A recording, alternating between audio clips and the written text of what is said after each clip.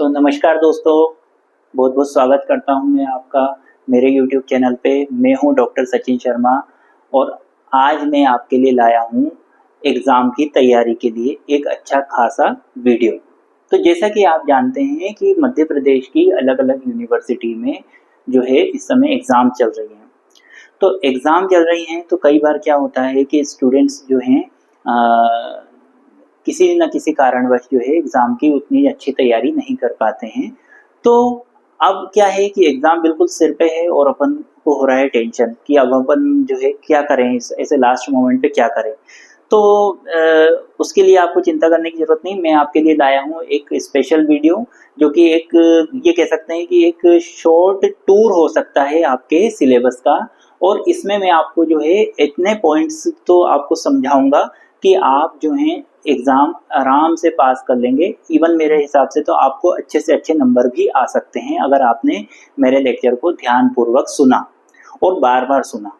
तो उससे क्या होगा कि जैसे इसको आपको सिर्फ उस तरह से सुनना है जैसे कि हम किसी चीज़ या किसी व्यक्ति की बात को सुन रहे हैं, या फिर आप जैसे अखबार पढ़ते हैं, अगर उस तरीके से आप इस चीज़ को समझेंगे तो आपको निश्चित तौर पर इससे बहुत ज़्यादा फ़ायदा होगा। यदि आप उसको ज़्यादा याद करने की कोशिश करेंगे, बाय हार्ट करने की कोशिश करेंगे तो आपको नहीं आएगा, पर अगर आप उसको सिंपल तौर पे एक डिस्कशन के तौर पे अगर लेंगे तो ज़रूर आप निश्चित तौर पे बहुत अच्छे मार्क्स इसमें ला सकते हैं। तो जी हाँ दोस्तों, आज मैं आपको एक्सप्लेन करने वाला हूँ सभी संकाय के बीए, बीएससी, बीकॉम के जो स्टूडेंट्स हैं फर्स्ट ईयर के, उनको जो वोकेशनल सब्जेक्ट है व्यावसायिक पाठ्यक्रम में जिस स्टूडेंट ने जैविक खेती लिया है उनके लिए मैं आज ये वीडियो लेकर के आया हूँ। और एक बात और मैं कहना चाहूँगा कि मैं आपके द्वारा जो है मेरे चैनल को बहुत बहुत प्यार मिल रहा है और इसके लिए मैं आपका बहुत ही ज़्यादा शुक्रगुजार हूँ। और आप जो आपके कमेंट जो रहते हैं वो मेरे लिए बहुत ज़्यादा उपयोगी रहते हैं, उससे मुझे एक मोटिवेशन मिलता है, प्लस मुझे समझ में आता है कि आप कौन सा वीडियो या कौन से टॉपिक पे और ज़्यादा डिटेल्स चाहते हैं या और चाहते हैं कि मैं उस टॉपिक पे आपके लिए वीडियो लेके आऊँ। तो आज की जो क्लास है जैविक खेती BA, BSc first, BCom first year के स्टूडेंट्स के लिए मध्य प्रदेश की सभी यूनिवर्सिटी में न्यू एजुकेशन पॉलिसी लागू है और हायर एजुकेशन पे जो सिलेबस डला है उसके अकॉर्डिंग मैंने आज आपके लिए ये क्लास तैयार की है। तो हाँ स्टूडेंट्स, आपका जो ऑर्गेनिक फार्मिंग फर्स्ट ईयर का जो सिलेबस है उसमें आपको टोटल 4 यूनिट्स हैं। तो ये चारों यूनिट्स जो हैं इनके एक एक टॉपिक को हम समझने का प्रयास करेंगे और हम कोशिश करेंगे कि यहीं पे आपकी एग्ज़ाम की अच्छे से अच्छी तैयारी हो जाए। इसको मैं ज़्यादा और डिटेल्स में बहुत ज़्यादा एक एक टॉपिक को नहीं लूँगा क्योंकि अब उतना टाइम नहीं बचा है आप लोगों के पास भी। तो लास्ट मोमेंट की तैयारी आप इसको देख सकते हैं। तो मैं जो बोलूँगा उस चीज़ को आपको सुनना है और आप चाहें तो इसको 2-3 बार जब इस लेक्चर को सुनेंगे तो आपको बहुत अच्छे से ये चीज़ें याद भी हो जाएंगी। तो आ जाइए स्टार्ट करते हैं। तो आपका जो पहला टॉपिक है, पहला टॉपिक आपका है यूनिट 1 की बात करते हैं। स्टार्ट करते हैं यूनिट 1 से।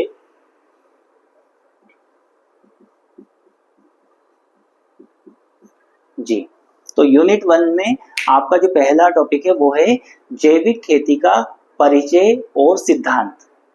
कि भाई जैविक खेती का क्या परिचय, जैविक खेती आखिरकार है क्या और ये किन सिद्धांतों पे चलती है। तो जैविक खेती एक ऐसी कृषि प्रणाली है जो रासायनिक उर्वरकों और कीटनाशकों के उपयोग से बचती है। मतलब कि ये ऐसी प्रणाली है कि जिसमें जो है ये केमिकल फर्टिलाइजर यूज नहीं करना चाहते हैं, ना ही किसी भी प्रकार के कीटनाशक उपयोग में लेना चाहते हैं, ना कोई प्रकार के इंसेक्टिसाइड्स वगैरह यूज करना चाहते हैं, बल्कि प्राकृतिक तरीकों से जैसे फसल चक्र, हरी खाद और कंपोस्ट का उपयोग करके मिट्टी की उर्वरता को बनाए रखती है।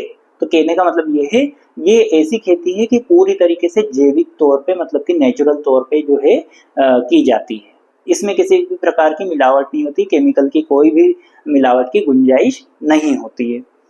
अब इसके एक परिचय की बात करें तो जैविक खेती जो है इसका उद्देश्य टिकाऊ, स्वस्थ खाद्य उत्पन्न करने का है जो मिट्टी, पौधों, पशुओं और मानव स्वास्थ्य के लिए फायदेमंद होते हैं। मतलब कि ये क्या होता है, जैविक खेती का जो मेन जो उद्देश्य है वो क्या है, ये टिकाऊ और स्वस्थ खाद्य मतलब कि जो फूड है, स्वस्थ फूड जो है अपने लिए उत्पादन करने की बात करती है।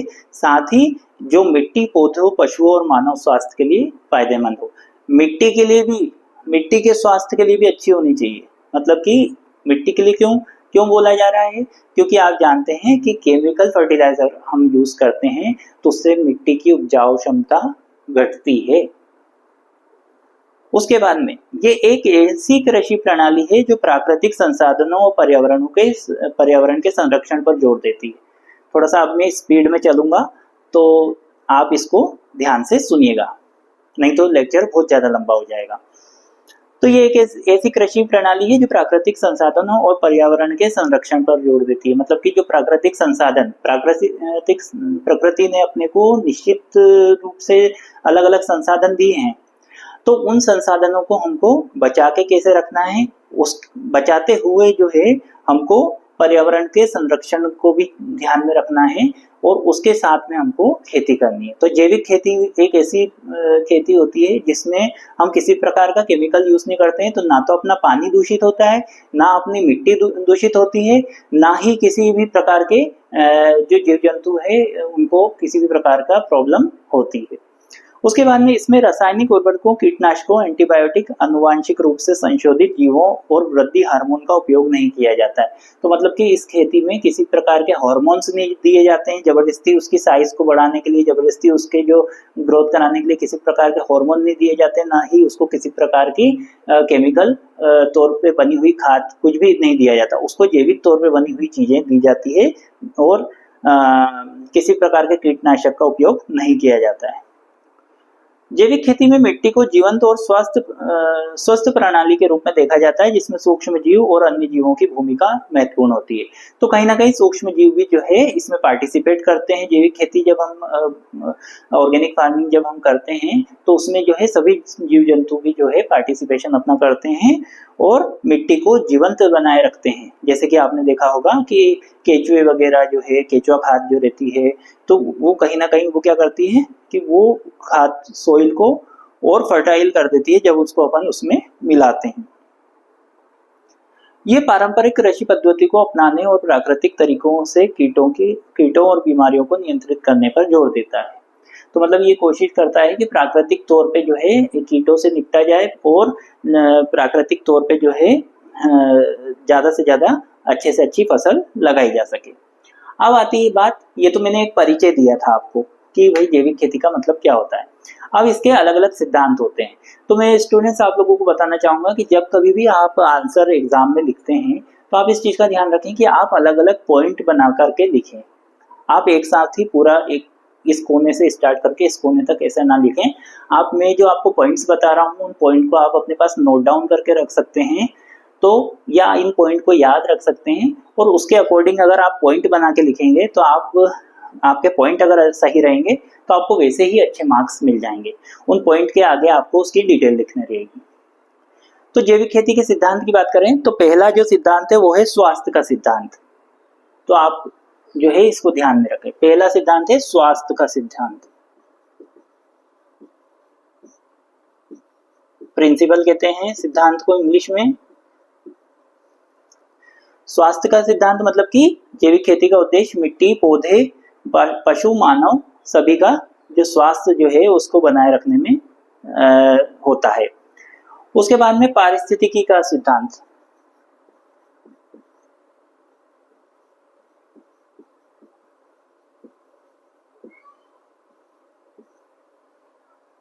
तो ये क्या है, प्रकृति का संतुलन बनाए रखने में या अपने इकोसिस्टम को जो है इसका संतुलन बनाए रखने और जैव विविधता को बढ़ावा देने में या बायोडाइवर्सिटी को बढ़ावा देने में हेल्प करता है। फिर सामाजिक न्याय का सिद्धांत, तीसरा सिद्धांत है सामाजिक न्याय का सिद्धांत।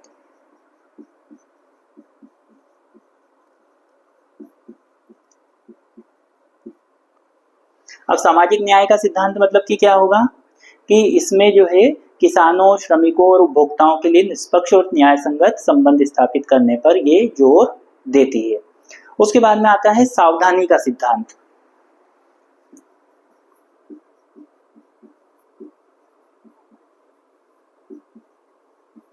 अब सावधानी का सिद्धांत क्या कहता है कि जैविक खेती प्राकृतिक संसाधनों को सावधानी से उपयोग करने पर और पर्यावरण पर नकारात्मक प्रभाव को कम करने पर जोर देती है। मतलब कि प्रकृति को बचाने में और प्रकृति पे जो किसी प्रकार का नेगेटिव इम्पैक्ट ना जाए, इसके ऊपर जो है ये जोर देती है। उसके बाद में आगे बढ़ते हैं।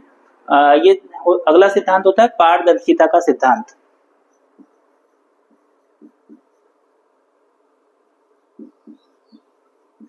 पारदर्शिता का सिद्धांत।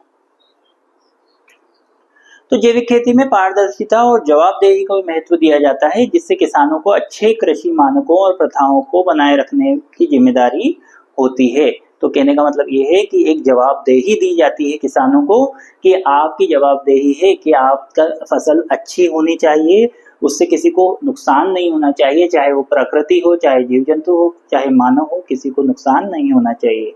फिर जैविक खेती के लाभ की अगर अपन बात करें तो जैविक खेती जो है पर्यावरण के लिए, जैविक खेती मिट्टी के स्वास्थ्य को बेहतर बनाती है, पानी की गुणवत्ता को सुधारती है और जैव विविधता को बढ़ावा देती है।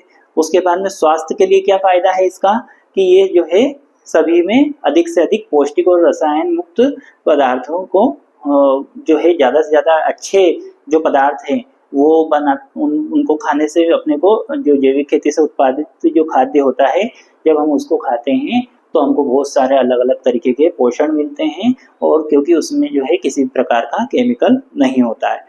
आर्थिक रूप से अगर बात करें तो जो है आर्थिक तौर पे भी जो है किसान को अच्छे से अच्छे इससे बेनिफिट मिल सकता है, ज़्यादा फायदा कमा सकते हैं, क्योंकि मिट्टी की उपजाऊ क्षमता काफ़ी बढ़ जाती है।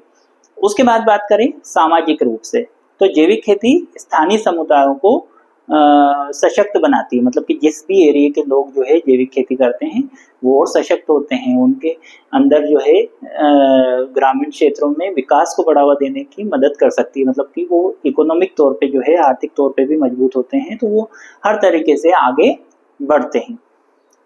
उसके बाद में आगे बढ़ते हैं हम लोग कि आपका जो नेक्स्ट टॉपिक है वो है जैविक खेती का विकास। तो ऑर्गेनिक फार्मिंग का डेवलपमेंट कैसे हुआ? तो 1990 के बाद जो है इसको विश्व स्तर पे तेजी से बढ़ावा मिला।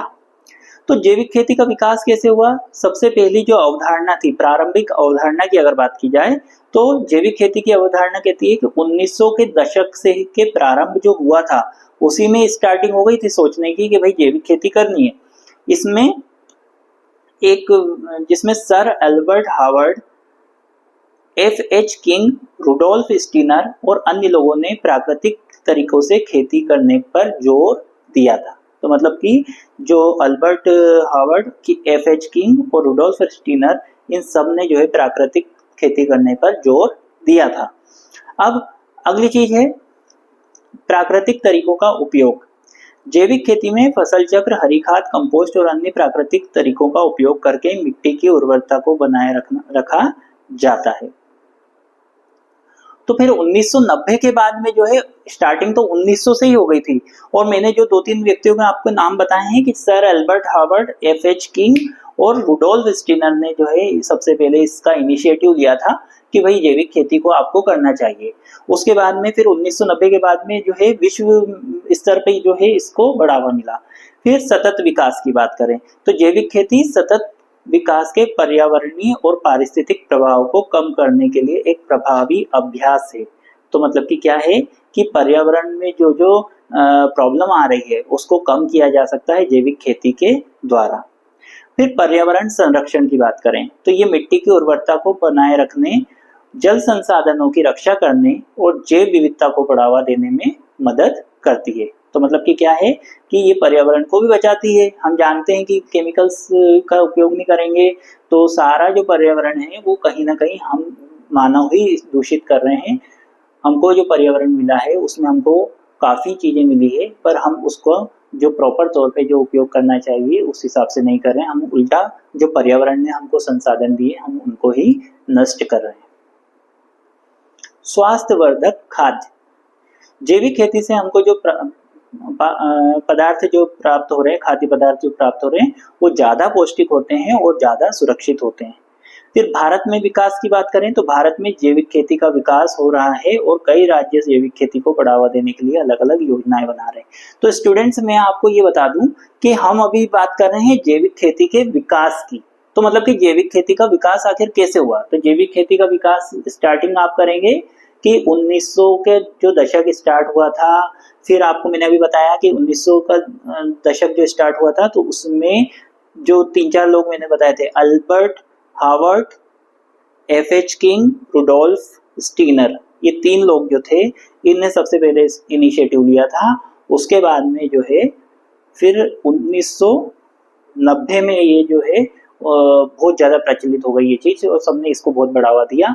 अब फिर कैसे-कैसे इसका विकास हुआ? पहले तो सतत विकास हुआ। सतत विकास मतलब कि पर्यावरण और पारिस्थितिक प्रभाव को कम करने के लिए इसका अभ्यास हुआ, फिर पर्यावरण के संरक्षण के लिए हुआ, फिर स्वास्थ्यवर्धक खाद्य के लिए हुआ और भारत में जो है ये अलग-अलग राज्य इसका उपयोग कर रहे हैं।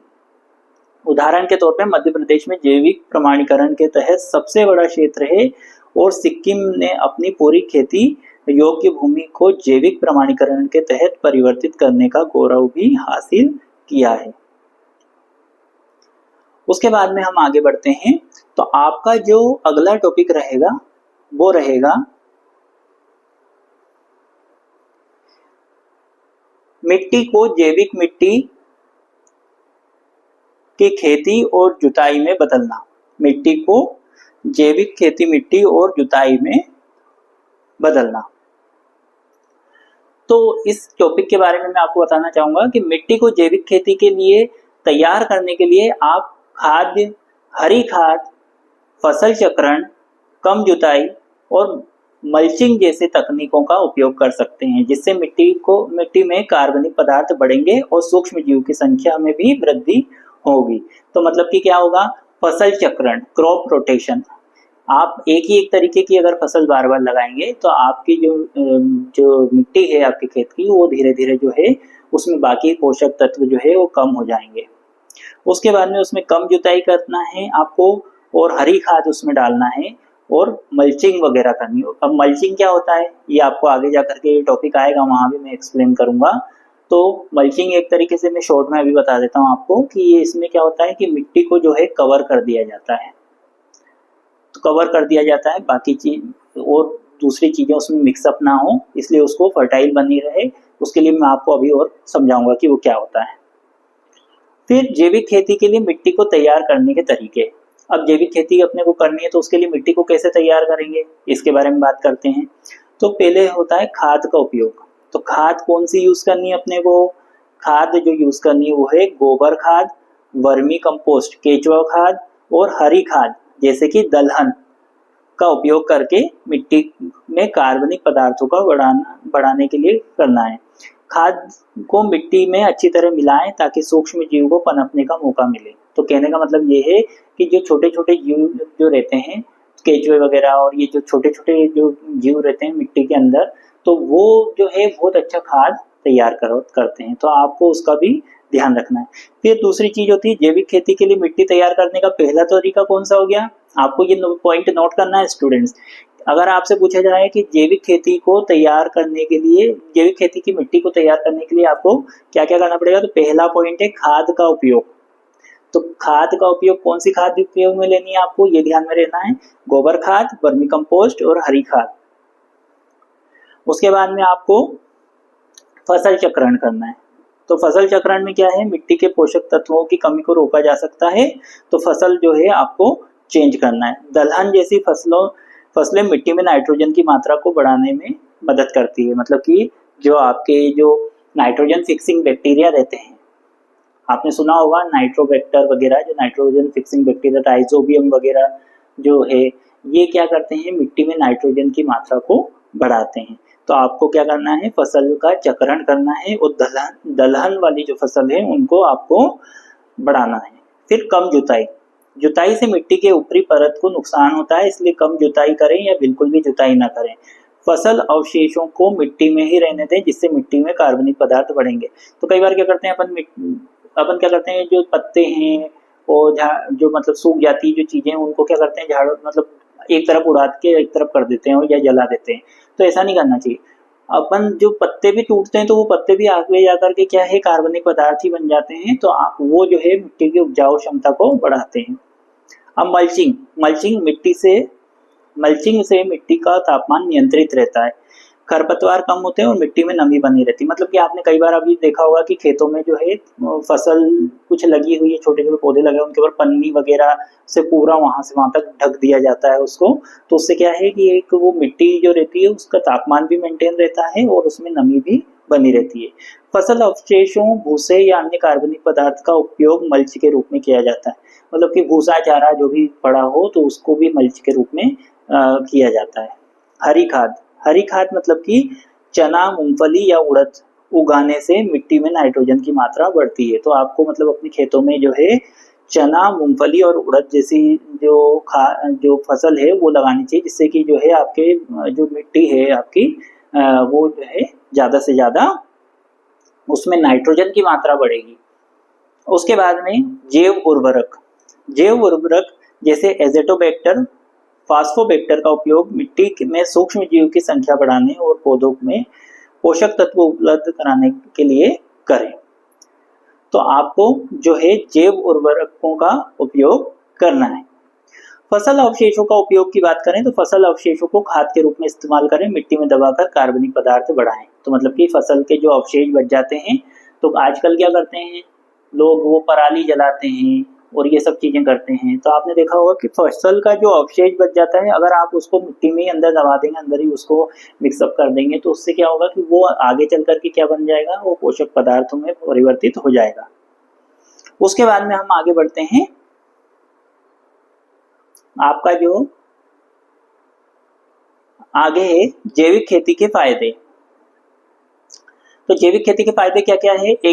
एक तो है मिट्टी की उर्वरता में सुधार होता है, सॉइल फर्टिलिटी बढ़ती है। उसके बाद में सूक्ष्म जीवों की संख्या में वृद्धि होती है, तो सूक्ष्म जीव जो है मिट्टी को जो फर्टाइल करने में मदद करते हैं। पर्यावरण के लिए बेहतर होती है, मतलब कि रासायनिक उर्वरक और कीटनाशक कम होता है तो पर्यावरण को भी नुकसान नहीं होता है। स्वस्थ फसलें, तो स्वस्थ फसलें उगती है तो उससे जो है स्वास्थ्य भी अच्छा बना रहता है क्योंकि पोषण मिलता है। पानी की बचत होती है क्योंकि खेतों में मिट्टी में नमी बनी रहती है, इससे पानी की भी बचत होती है। उसके बाद में आगे बढ़ते हैं, अच्छी बढ़ती परिस्थितियों का निर्माण। अब अच्छी बढ़ती परिस्थितियां मतलब कि क्रिएटिंग गुड ग्रोइंग कंडीशन, तो ये कैसे आती है? अच्छी बढ़ती परिस्थितियों का निर्माण करने के लिए कुछ महत्वपूर्ण बातों का ध्यान देना चाहिए, जैसे मिट्टी की गुणवत्ता, पानी की उपलब्धता, तापमान और धूप की मात्रा। इन सभी कारकों का ध्यान में रखकर आप अपनी फसलों के लिए अनुकूल वातावरण बना सकते हैं। तो आपकी फसलों के लिए अनुकूल वातावरण आप कब बना सकते हैं? आप तभी बना सकते हैं जब आपकी मिट्टी की गुणवत्ता अच्छी हो, सॉइल फर्टिलिटी अच्छी हो, पानी की उपलब्धता अच्छे से हो, तापमान मेंटेन रहे और धूप की जो मात्रा है वो कंटिन्यूस बनी रहे।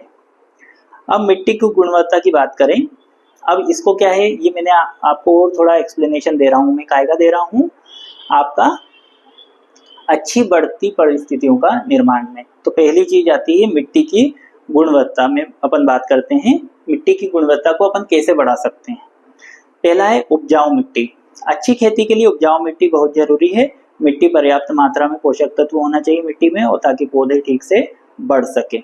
उसके बाद में मिट्टी की जांच, अपनी मिट्टी की जांच करवाएं ताकि उसमें पता चल सके कि कौन सा पोषक तत्व कम है। तो ये अच्छी बात है, आपको अपने खेत की मिट्टी की जांच भी करवानी चाहिए। उससे आपको मालूम पड़ेगा कि आखिरकार आपकी खेत में कौन सी मिट्टी की कमी, मतलब मिट्टी में कौन सी चीज पोषण की कमी आ रही है, तो वो पोषण को आप फुलफिल करेंगे तो आपको अलग से कोई स्पेशल खाद लेने की जरूरत नहीं रहेगी। सिंचाई, आपको नियमित पानी की सप्लाई उसमें करनी होगी। पानी की गुणवत्ता भी सुनिश्चित करनी रहेगी, खराब पानी इस्तेमाल नहीं करना है। उसके बाद में पानी के स्रोत की बात करें तो अपने पानी के स्रोत को साफ और सुरक्षित रखें। तो मतलब आप जहाँ से पानी की सप्लाई कर रहे हैं वो पानी की सप्लाई अच्छे से होनी चाहिए, साफ होनी चाहिए। तापमान की बात की जाए तो सही तापमान, हर फसल के लिए अलग अलग तापमान की आवश्यकता होती है।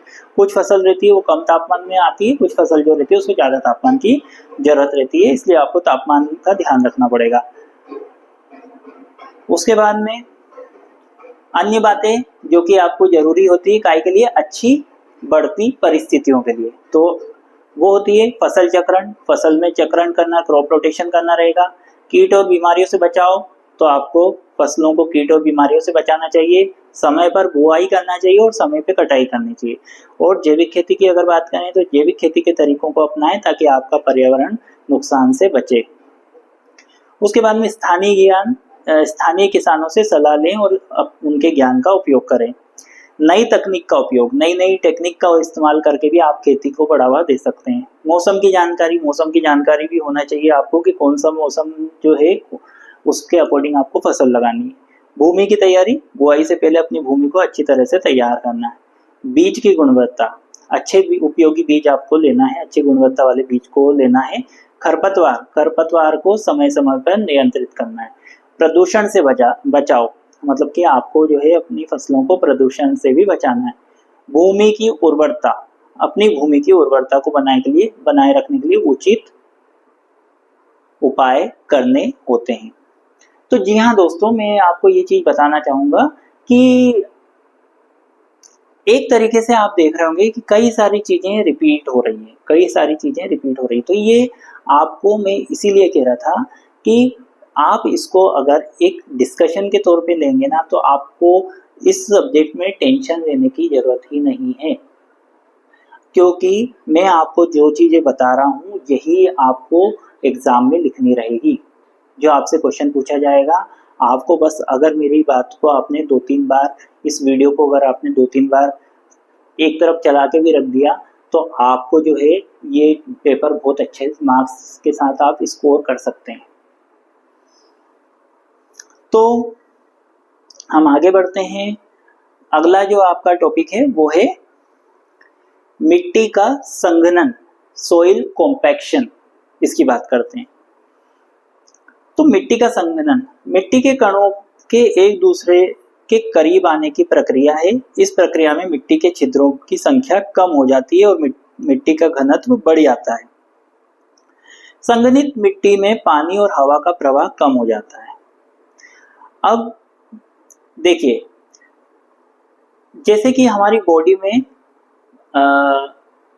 फॉर एग्जाम्पल अपन प्लांट की बात करें तो प्लांट में जो है पोर्स रहते हैं, स्टोमेटा रहते हैं, तो उसके द्वारा जो है ट्रांसपिरेशन की प्रोसेस होती है। हमारी बॉडी में भी जो है स्वेट निकलता है, ठीक। उसी तरह से अगर मिट्टी की बात करें तो मिट्टी में भी पर्याप्त मात्रा में जो है पानी और हवा जो है पहुंचनी चाहिए। तो क्या होता है कि मिट्टी का संघनन मतलब कि होता है कि मिट्टी एक दूसरे के बहुत ज़्यादा पास में आ जाती है और एक तरीके से जो है उसमें जो पानी और उसके जो छिद्र हैं उनकी संख्या कम हो जाती है और उसमें पानी और हवा की मात्रा कम हो जाती है। तो अब मिट्टी में संघनन किस कारण से होता है? इसका कारण है कृषि मशीनों का उपयोग, जानवरों के रौंदने की वजह से, भारी यातायात, बारिश के दौरान तेज पानी देना। उसके बाद में इसका प्रभाव क्या होता है? मिट्टी की जल निकासी क्षमता कम होती है, पौधों की जड़ों का विकास धीमा होता है। असर क्या होता है? अपवाह और कटाव बढ़ता है, पौधों का स्वास्थ्य प्रभावित होता है। प्रबंधन, जुताई, सबसॉइलिंग, प्राकृतिक प्रक्रिया। अब क्या होता है कि इससे अपन कुछ बातें अपन इसके बारे में करते हैं कि मिट्टी के संघनन से जुड़ी कुछ बातें। मिट्टी का संघनन मिट्टी के प्रकार, नमी की मात्रा और ढलान पर निर्भर करता है। मिट्टी का संघनन मिट्टी की बनावट को बदल देता है, ठीक। तो अब आपको ये याद रखना पड़ेगा कि जब कभी कहीं मान लीजिए पानी बह रहा है तो वो कहीं पे बहुत ज्यादा पानी का फ्लो हो रहा है, तो उस जगह पे एक कोने पे जाके क्या होगा, मिट्टी पूरी एक में एक ऐसी हो जाएगी कि मतलब कि वो एक लेयर ऐसी बना लेगी कि वो वहां पे आप जो है उसको पर्याप्त मात्रा में हवा और पानी उसको वो एक पॉइंट के बाद वो वैसी रह जाएगी। फिर जब उसमें आपने पानी और प्रोवाइड करना बंद कर दिया तो फिर उसके अंदर जो है ना हवा पहुंच पाएगी ना पानी पहुंच पाएगा, वो वैसी जमी की जमी रह जाएगी, वो बिखरी हुई नहीं रहेगी। बिखरी हुई होना जरूरी है मिट्टी को भी, ताकि उसमें हवा और पानी पहुंच सके। उसके बाद में आपका अगला टॉपिक है मिट्टी की खेती के प्रकार, टाइप्स ऑफ सॉइल कल्टीवेशन। तो मिट्टी की खेती के प्रकार की अगर बात करें तो इनमें जालोड़ मिट्टी, काली मिट्टी, लाल मिट्टी, पीली मिट्टी, लेटराइट मिट्टी, शुष्क मिट्टी और पर्वतीय मिट्टी शामिल है, जिनमें से प्रत्येक अपनी अपनी विशेषताएं और खेती के लिए उपयुक्त फसलें होती है। तो अब अपन अलग अलग मिट्टी की बात कर रहे हैं तो पहले प्रकार की मिट्टी जो है वो है आपकी जालोड़ मिट्टी। जालोड़ मिट्टी को इंग्लिश में अपन क्या कहते हैं, एलुवियल सॉइल। तो दोस्तों मैं एक चीज बताना चाहूंगा बीच में कि मैं आपको जैसे कि हमने ये चैनल अभी अभी स्टार्ट किया है और अब आने वाले समय में जब हम एक एक टॉपिक को बहुत डिटेल में समझेंगे, पर अभी जो कि आपकी एग्जाम है इसलिए मैं जो है आपको शॉर्ट में सब चीजें बता रहा हूँ। बाकी जब आगे जाके जब एग्जाम कंप्लीट हो जाएगी उसके बाद आपका नया सेशन चालू होगा, तब तक मैं आपके लिए एक एक टॉपिक के अलग अलग वीडियोस बना के लाऊंगा ताकि आपको इतना ज़्यादा मेंटल प्रेशर भी ना रहे। तो अभी मैं बता रहा था आपको मिट्टी के प्रकार। तो पहला जो मिट्टी का प्रकार है वो है जालोड़ मिट्टी, जिसको हम एलुवियल सॉइल भी कहते हैं। ये मिट्टी नदियों द्वारा लाई जाती है और इसमें पोषक तत्वों की मात्रा अधिक होती है। ये चावल, गेहूं, गन्ना आदि फसलों के लिए उपयुक्त होती है। तो जालोड़ मिट्टी जो है गेहूं, चावल, गन्ना इन सब के लिए उपयुक्त होती है और नदियों के द्वारा लाई जाती है। दूसरे प्रकार की मिट्टी होती है काली मिट्टी, जिसको ब्लैक सॉइल कहते हैं। इसे कपास मिट्टी भी कहा जाता है क्योंकि ये कपास की खेती के लिए बहुत ही अच्छी होती है। इसमें जल धारण क्षमता भी अधिक होती है, इसलिए ये गेहूं, सोयाबीन और अन्य फसलों के लिए भी उपयुक्त होती है। फिर लाल और पीली मिट्टी की बात करें तो ये मिट्टी पुरानी चट्टानों को टूटने से बनती है और ये आयरन ऑक्साइड की मात्रा इसमें अधिक होती है। और लाल मिट्टी में आप जो है मक्का, मूंगफली और अन्य फसलों के लिए लाल और पीली मिट्टी जो है मक्का और मूंगफली के लिए अच्छी होती है। फिर लेटराइट मिट्टी की बात करें तो ये मिट्टी गर्म और नम जलवायु से बनती है और इसमें आयरन और एल्यूमिनियम की मात्रा अधिक होती है और ये काफी रबर और नारियल के लिए उपयुक्त होती है। फिर एक होती है शुष्क मिट्टी, ड्राई सॉइल। ये मिट्टी कम वर्षा वाले क्षेत्र में पाई जाती है और इसमें जल धारण क्षमता कम होती है। और ये जो आपकी ड्राई मिट्टी रहती है, शुष्क मिट्टी जो रहती है, ये जो है बाजरा, चना और अन्य फसलों के लिए उपयुक्त होती है। उसके बाद में है आपकी पर्वतीय मिट्टी, माउंटेन सॉइल। माउंटेन सॉइल की अगर बात की जाए तो ये मिट्टी पहाड़ी क्षेत्रों में पाई जाती है और इसमें पोषक तत्वों की मात्रा कम होती है। किन में कम होती है? पहाड़ी मिट्टी में। और इसमें चाय, कॉफी और अन्य फसलों को लगाया जाता है। तो दोस्तों ये इस तरह से अलग अलग मिट्टी के बारे में मैंने आपको बोला है। इसको आप जब सुनेंगे तो आपको बार बार सुनेंगे तो याद रह जाएगा कि ये अलुवियल सॉइल है, ये ब्लैक सॉइल है, इसमें कौन सी जो है ये कैसे मिलती है, कैसी रहती है और इसमें कौन कौन सी फसल हम लगा सकते हैं। तो यहाँ आपकी खत्म होती है पहली यूनिट। तो आपको जैसे कि मैंने बताया था कि आपकी टोटल जो है कितनी यूनिट्स हैं? 4 यूनिट्स हैं। तो 4 यूनिट में से पहली यूनिट हमने कंप्लीट करी। पहली यूनिट के जो क्वेश्चंस बन सकते हैं आपके, वो मैं आपको बता देता हूँ कि पहली यूनिट का आपको परीक्षा में क्या पूछा जा सकता है। जहां तक मेरा ख्याल है पहला क्वेश्चन तो आपको यही पूछा जा सकता है कि भाई जैविक खेती क्या होती है। क्योंकि आप हमेशा ये चीज को ध्यान रखें दोस्तों कि जब क्वेश्चन पूछा जाता है तो उसमें जो एग्जामिनर रहता है पहला टॉपिक तो वो वही लेता है कि वो जो पेपर जिस चीज का है उसका नाम क्या है वो स्टूडेंट को पता है कि नहीं। तो आप जानते हैं कि जैविक खेती, आपका पहला क्वेश्चन हो सकता है कि ये बन जाए कि जैविक खेती का परिचय बताइए और किस सिद्धांतों पे ये वर्क करता है, हो सकता है। तो आपको मैंने जो स्टार्टिंग में बोला कि परिचय और सिद्धांत अच्छे से आपको याद करना है। उसके बाद में आपको मिट्टी के प्रकार अच्छे से याद करने हैं और उसके बाद आपको जो है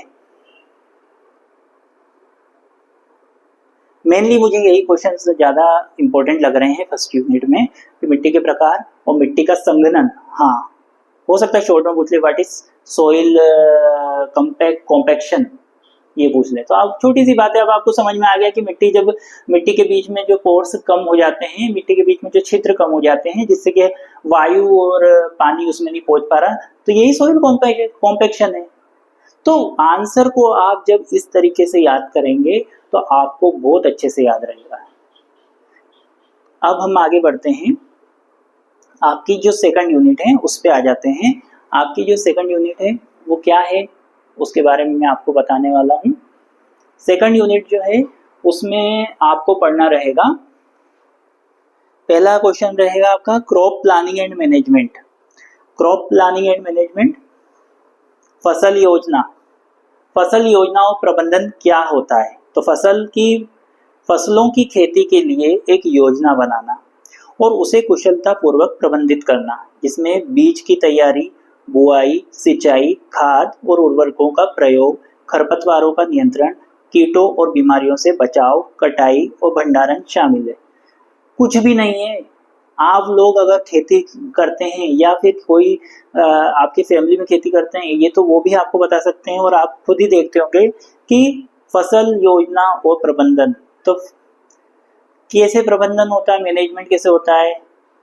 पहले तैयारी करते हैं खेत की, फिर बुआई करते हैं, फिर सिंचाई करते हैं, फिर खाद डालते हैं, उर्वरक का प्रयोग करते हैं, उसके बाद में खरपतवारों को हटाते हैं, कीटों को नियंत्रित करते हैं, बीमारी से बचाते हैं, फिर आखिरी में कटाई करते हैं और उसको भंडारण कर देते हैं। अब फसल योजना प्रबंधन। फसल योजना का मतलब क्रॉप प्लानिंग। अब क्रॉप प्लानिंग कैसे करेंगे, फसल का चुनाव। पहले तो क्या करेंगे, मौसम देखेंगे कि भाई मौसम कैसा है अपने एरिया का, फिर मिट्टी देखेंगे, फिर बाजार में जो है कौन सी फसल की सबसे ज़्यादा मांग है, इस चीज़ का ध्यान में रखेंगे, उसके अनुसार फसल का चयन करेंगे। फिर भूमि की तैयारी, तो मिट्टी को ढीला और हवादार बनाना, खरपतवारों को हटाना और बीज बोने के लिए योग्य बनाना, ये मिट्टी की तैयारी हो गई। फिर बीज बोना, सही समय पर, सही गहराई पे, सही मात्रा में बीज बोना है। फिर सिंचाई, तो फसलों को नियमित रूप से पानी देना है और लेकिन अधिक पानी से उसको बचाना है। फिर खाद और उर्वरकों का फसलों का आवश्यक पोषक तत्व देना, लेकिन अधिक मात्रा में उपयोग से बचाना। मतलब कि ऐसा नहीं कि बहुत सारी खाद डाल दी कि भाई ज़्यादा फसल उगेगी, ऐसा नहीं है, वो भी ध्यान में रखना है। खरपतवार का नियंत्रण करना है कि जो है खरपतवार जो है वो ज़्यादा ना रहे वहाँ पे। कीट का अपने को नियंत्रण करना है कि कोई जो है कीट वगैरह जो है उसको नुकसान ना पहुंचा रहे हो। फिर कटाई और भंडारण, सही समय पे उसको कटाई करना और उसका भंडारण करना है।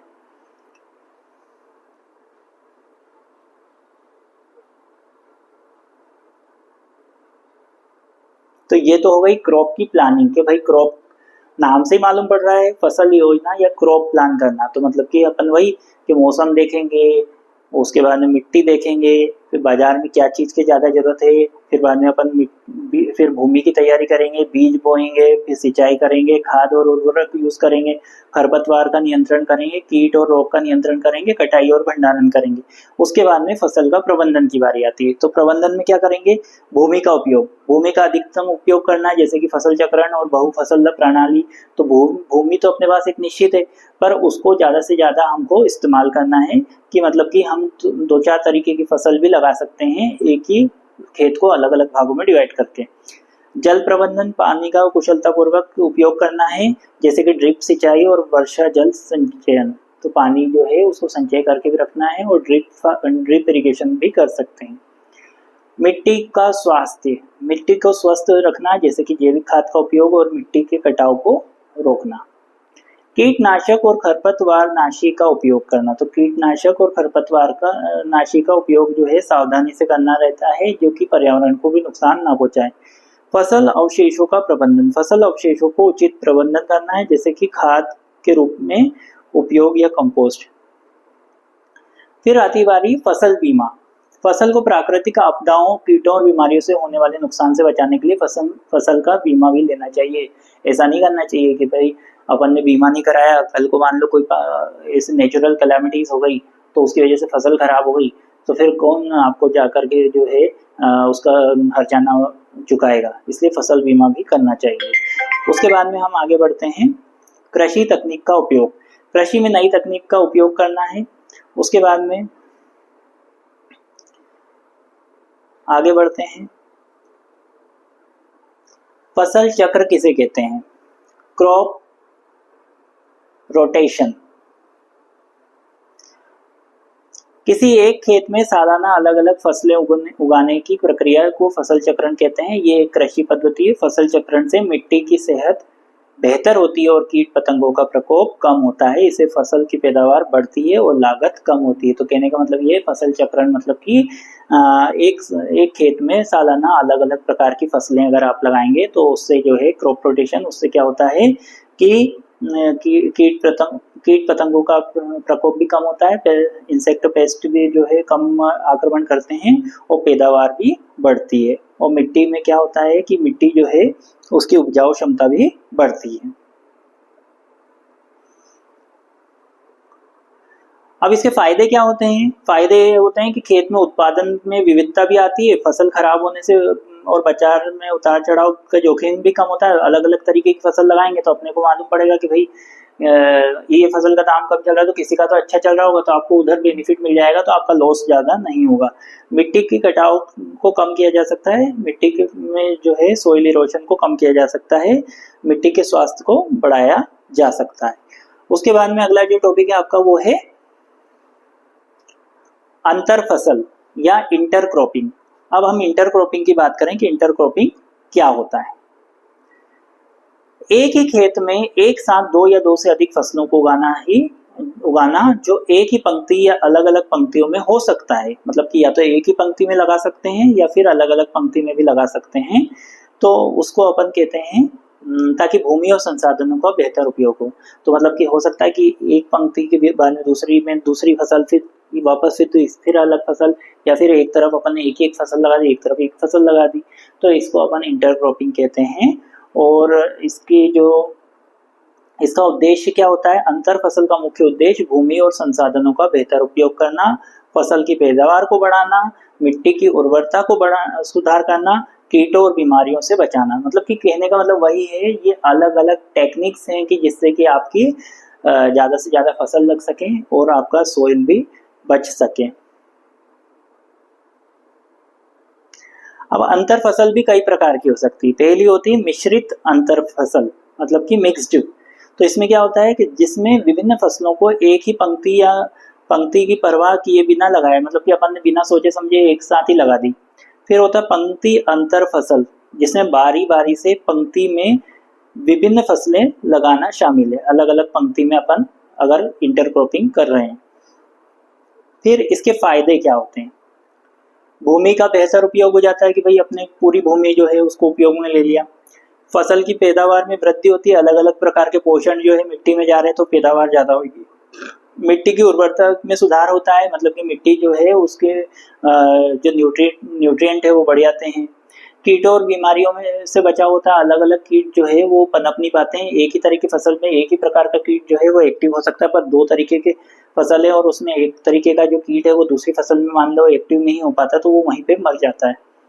आर्थिक लाभ क्या होता है कि आर्थिक तौर पे आर्थिक लाभ ये होता है कि अंतर फसल से किसानों को आर्थिक लाभ होता है, क्योंकि वो एक ही खेत में या दो से अधिक फसलों को उगाकर अधिक आय प्राप्त कर सकते हैं।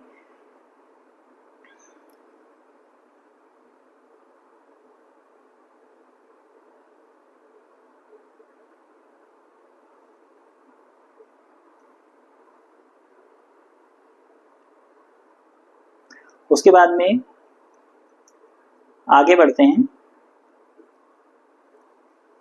अगला टॉपिक आपका है मल्चिंग, कि मल्चिंग क्या होता है।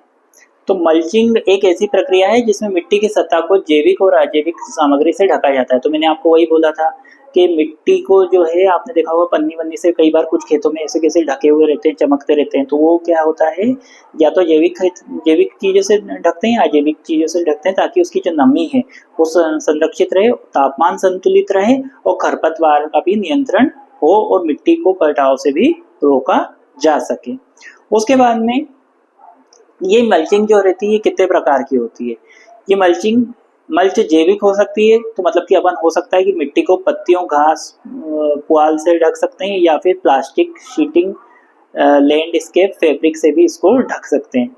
मल्चिंग के क्या लाभ होते हैं? एक तो नमी बनी रहती है, एक तापमान नियंत्रित रहता है, एक खरपतवार नियंत्रित रहती है, एक मिट्टी में कटाव नहीं होता है। ये सब इसके फायदे हैं मल्चिंग के। तो आपको मैं एक चीज और बता दूं कि दोस्तों, पहली यूनिट में मैंने आपको 2-3 क्वेश्चन बताए थे, मुझे इस यूनिट में इंपॉर्टेंट लग रहा है आपका क्रॉप रोटेशन लग रहा है, इंटरक्रॉपिंग लग रहा है, उसके बाद में मुझे आपका मल्चिंग भी इंपॉर्टेंट क्वेश्चन लग रहा है। तो आप इसको और ज़्यादा डिटेल में सुने, बार बार सुने मैंने आपको जो बताया, और आप चाहें तो वो डिटेल में कहीं से भी पढ़ सकते हैं। अगला टॉपिक है आपका तो आपकी सेकंड यूनिट यहीं खत्म हो गई है। अब आपकी 2 यूनिट बची है, तो अब अपन तीसरी यूनिट को डिस्कस कर लेते हैं जल्दी से। तीसरी यूनिट आपकी है, तीसरी यूनिट में आपसे पूछा गया है पहला क्वेश्चन, जैविक रूप से खेत का प्रबंधन करें। जैविक रूप से आप खेत का कैसे प्रबंधन कर सकते हैं? तो जैविक खेती में खेत का प्रबंधन कैसे किया जा सकता है? पर्यावरण के अनुकूल तरीके से किया जाता है। इसमें मिट्टी, पौधे, पशु और मानव स्वास्थ्य को ध्यान रखने पर जोर दिया जाता है। जैविक खेती में रासायनिक उर्वरक, कीटनाशकों और पशु दवाओं का इस्तेमाल कम किया जाता है। ठीक है, तो अब प्रबंधन का तरीका क्या होता है? तो जैविक रूप से खेत का प्रबंधन कैसे करते हैं? एक तो खरपतवार का प्रबंधन होता है कि खरपतवार से लड़ने के लिए सही किस्म की फसल चुननी रहती है और इस तरह से रोपे हुए पौधों को ऐसे रोपने कि वो खरपतवार से आगे निकल सके। उसके बाद में आता है कीट प्रबंधन। कीटों की आबादी को कम करने के लिए लाभकारी कीटों और पीड़कों के बीच संतुलन बनाएं। उसके बाद में है आपका अगला है पोषक तत्व प्रबंधन। जैविक कचरे का इस्तेमाल करके अवशिष्ट मिट्टी के पोषक तत्वों को इकट्ठा करके और जैविक निर्धारण के जरिए खेत में पोषक तत्वों का स्रोत बनाएं। फिर होता है जल प्रबंधन, मतलब कि अलग अलग प्रबंधन करना है। आपको सबको पता है कि अपन जो है खेती करते हैं तो अपने को किस किस चीज की जरूरत पड़ती है, तो वही लिखना है। खरपतवार को बचाने के लिए आपको क्या करना है, मतलब प्रबंधन के तरीके बता रहा हूँ मैं कि पहला हो गया खरपतवार कैसे बचाना है, खरपतवार से कैसे बचाना है, कीट से कैसे बचाना है। उसके बाद में पोषक तत्व का कैसे प्रबंधन करना है कि जैविक कचरे का इस्तेमाल करना है अपने को और अवशिष्ट मिट्टी के पोषक तत्वों को इकट्ठा करके और जैविक निर्धारण के जरिए खेत में पोषक तत्वों को स्रोत बनाए, मतलब कि जो भी कचरा कूड़ा है उसको एक तरफ इकट्ठा करके उसको जो है खाद बना के फिर खेत में वापस से यूज करें। फिर जल का प्रबंधन, तो मिट्टी में पानी को बनाए रखने के तरीकों का इस्तेमाल करना चाहिए। फसल का सही फसल चक्र अपनाना चाहिए। मिट्टी का प्रबंधन, मतलब कि मिट्टी की उर्वरता बढ़ाने के लिए हरी खाद, वर्मी कंपोस्टिंग और फलियों का इस्तेमाल करना चाहिए। उसके बाद में आपका अगला टॉपिक है लाइव फेंसिंग या लाइव बाड़। अब लाइव बाड़ क्या होता है? कभी आपने सुना होगा लाइव, लाइव मतलब तो चलना होता है कि भाई कोई चीज लाइव चल रही है। तो लाइव बाड़ बढ़ते और जीवित पौधों की से बनी बाड़ होती है। ये पारंपरिक बाड़ों से बेहतर होती है क्योंकि ये जंग नहीं खाती और सड़ती नहीं। लाइव बाड़ लगाने के लिए आप स्थानीय रूप से उपलब्ध सामग्री का इस्तेमाल कर सकते हैं। तो लाइव बाड़ लगाने के लिए पूरी धूप में नमी बनाए रखने वाले क्षेत्र चुनें, मिट्टी को ढीला करें और खाद डालें। बाड़ के लिए रॉड ऑर्डर करें। रॉड की लंबाई और दूरी इस बात पर निर्भर करेगी कितनी लंबी और रॉड को अपने कितने करीब लगाना है। चराई को रोकते हैं, दृष्टि को रोकते हैं, विंड ब्रेकर का काम करते हैं, आर्थिक रूप से फायदेमंद होते हैं, आलंकरण के लिए मदद करती है, पानी का संरक्षण में मदद करती है, मिट्टी के कटाव को रोकती है, सूक्ष्म जलवायु बनाए रखती है। तो कहने का मतलब ये है, लाइव बाड़ का मतलब सिर्फ इतना है कि आप चाहें तो जैसे कई लोग क्या करते हैं, मेहंदी के पेड़ लगा दिए लाइन से, तो वो क्या होता है एक तरीके से बाढ़ की तरह काम करते हैं। उसके बाद में जो है आपके जो बड़े बड़े पेड़ रहते हैं, तो बड़े पेड़ वाले जो पौधे रहते हैं उनको लगा दिया जाता है, जो कि वो भी यही काम करते हैं। उसके बाद में आगे बढ़ते हैं।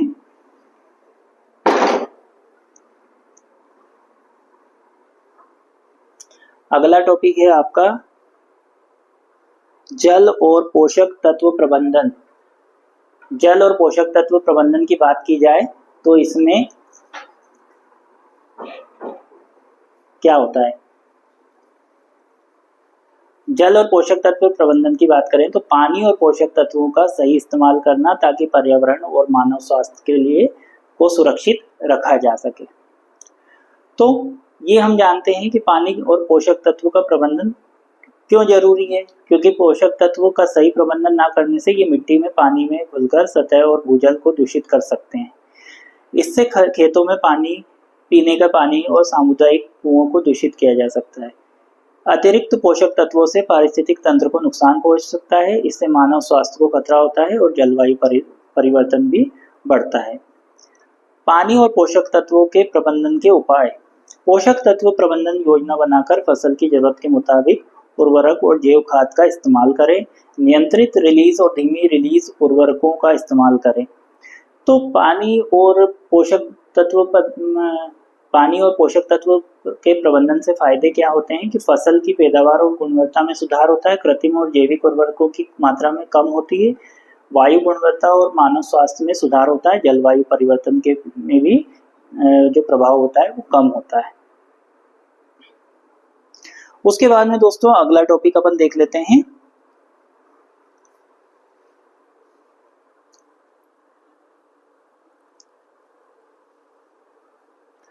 अगला टॉपिक आपका है खरपतवार प्रबंधन। अब खरपतवार प्रबंधन क्या होता है? उन अवांछित पौधों को नियंत्रित या समाप्त करना जो फसलों के साथ उगते हैं। तो खरपतवार आप जानते हैं क्या होता है। देखिए, प्रबंधन की बात हो रही है, मतलब कि मैनेजमेंट की बात हो रही है। अगर पानी के मैनेजमेंट की बात कर रहे थे अभी हम, जैसे जल के मैनेजमेंट की बात कर रहे थे, तो आपको ये याद रखना है कि जल जो है उसका कैसे प्रबंधन करना है। साफ स्वच्छ जल हमको उपयोग में लेना है हमारी खेती के लिए, खराब जल हमको उपयोग में नहीं लेना। फिर आपसे पूछ लिया कि पोषक तत्व प्रबंधन, तो हमको जितने पोषक तत्व की पौधों को जरूरत है उतने पोषक तत्व हम उनको प्रोवाइड करें, जिनकी उनको कमी हो पोषक तत्व उनको प्रोवाइड करें। खरपतवार प्रबंधन का मतलब ये है कि जो उन अवांछित पौधों को नियंत्रित करना और समाप्त करना जो फसल के साथ में उगते हैं। उसके बाद में अगला जो आपका टॉपिक है कीट और रोग प्रबंधन। कीटों और बीमारियों से होने वाले नुकसान को कम करना।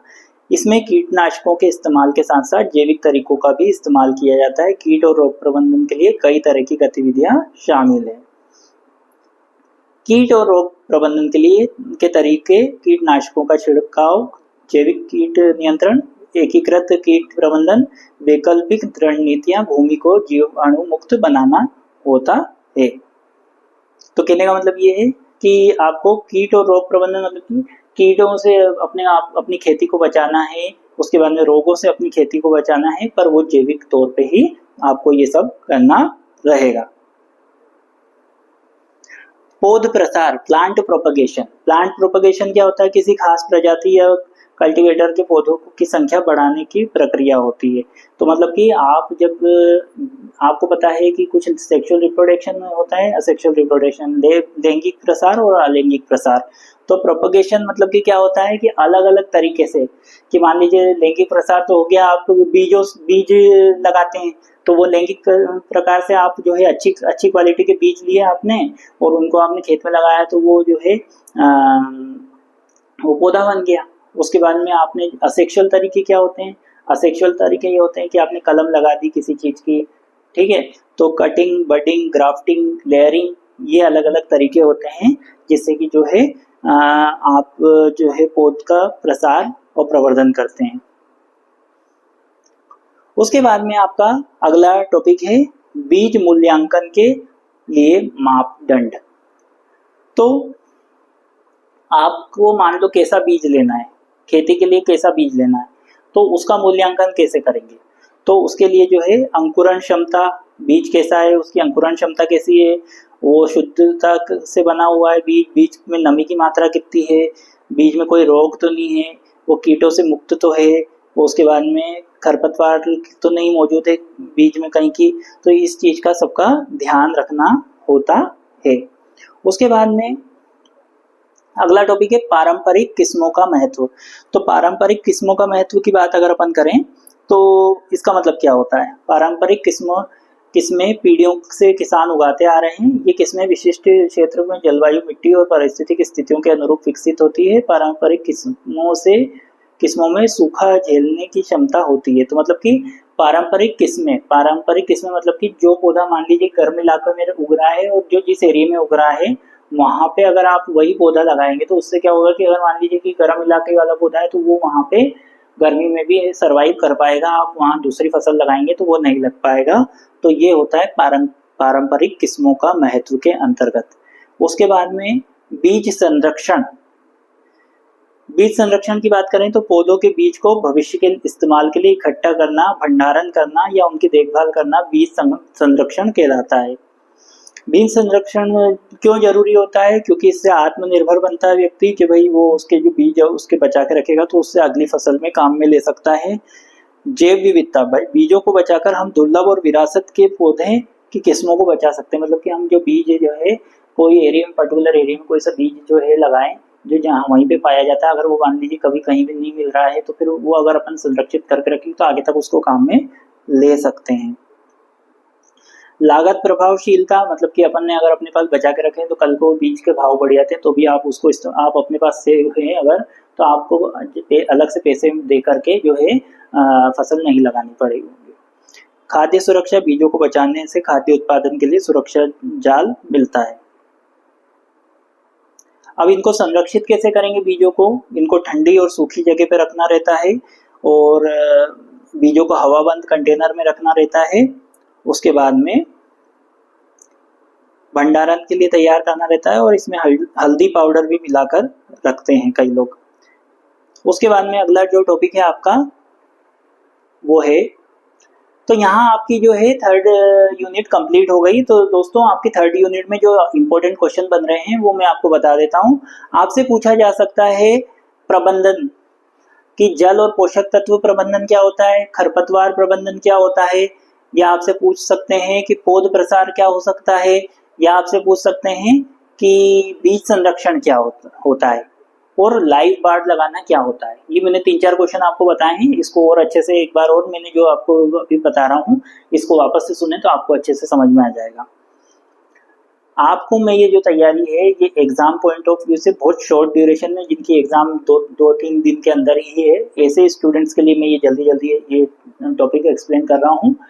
और मैं आने वाले समय में जो है एक एक टॉपिक को अलग अलग से एक्सप्लेन करूंगा। पर अभी जो स्टूडेंट्स के जो मेरे को कमेंट आ रहे हैं वो ये कह रहे हैं कि वो जल्दी से जल्दी चाहते हैं कि कुछ ऐसा मैटर उनको मिल जाए जिससे एटलीस्ट वो अच्छे नंबर से पास हो जाएं और कम समय में उनको ज़्यादा परेशान ना होना पड़े। इसके लिए मैं आपके लिए ये वीडियो लाया हूँ।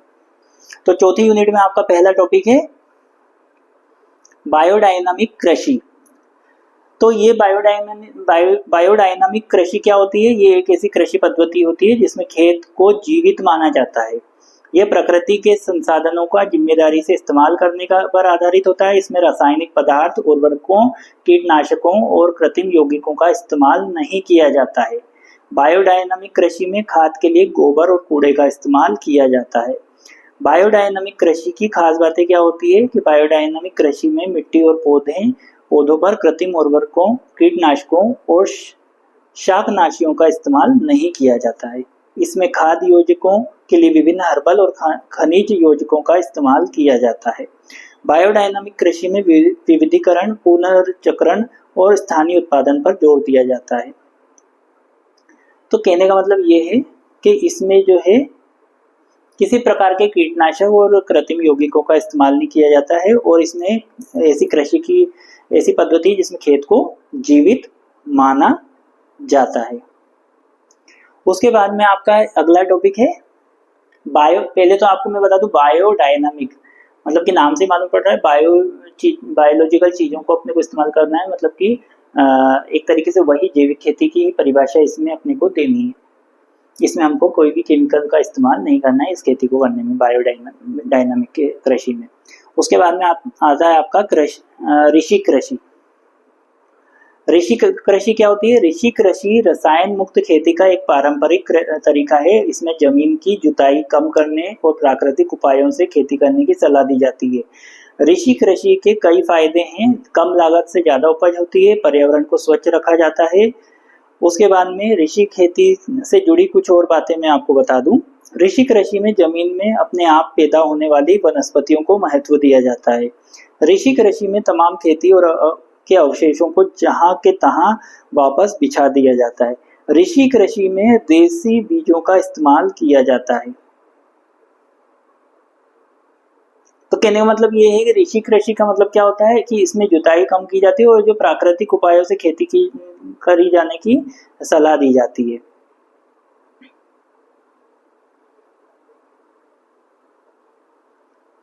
उसके बाद में आपका अगला जो टॉपिक है वो है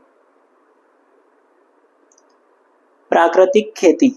प्राकृतिक खेती वही रासायनिक उर्वरकों और कीटनाशकों को इस्तेमाल किए बिना की जाने वाली खेती। तो मतलब वही चीजों को आपको अलग अलग नामों से बोला जा रहा है। मेरे हिसाब से आपके लिए जो है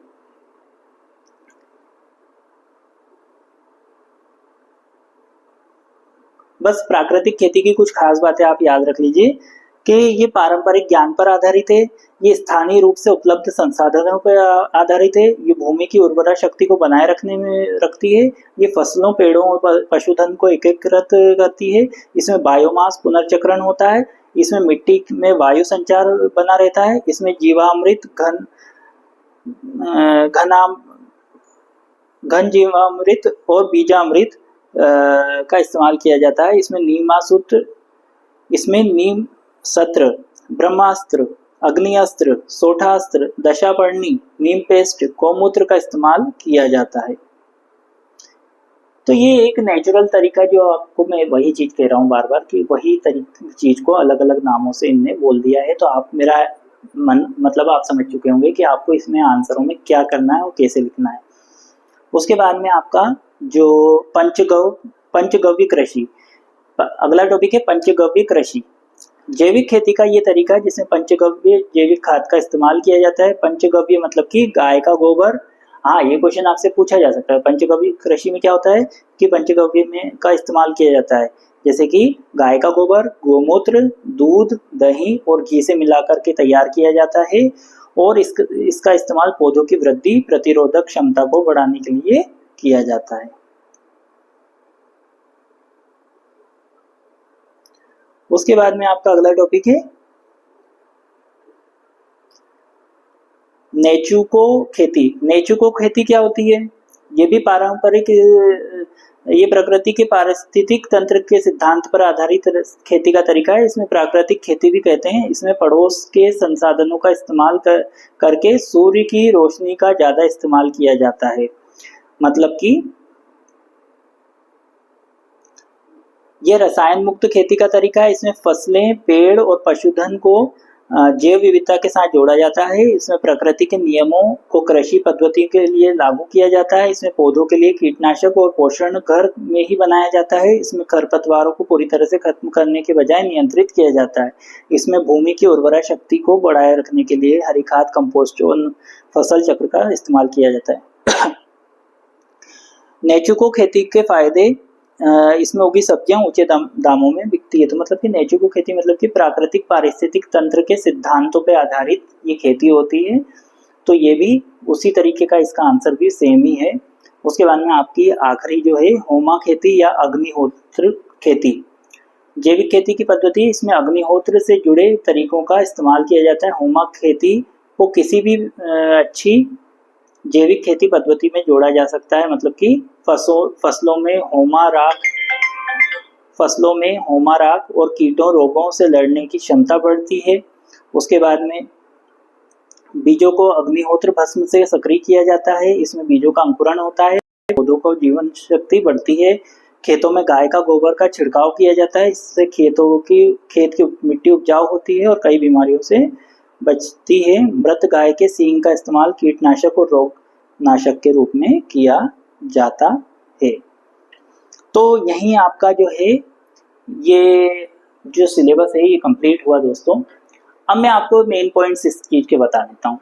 देखिए, आपको एग्जाम क्रैक करना है तो उसके लिए आपको क्या करना रहेगा कि मेनली जो है ये जैविक खेती जो है, इसका आपने इतने सारे टॉपिक्स पढ़े हैं, उनका एक निचोड़ क्या निकल के आया है, इसको आपको समझना है कि जैविक तरीके से ही खेती करनी है।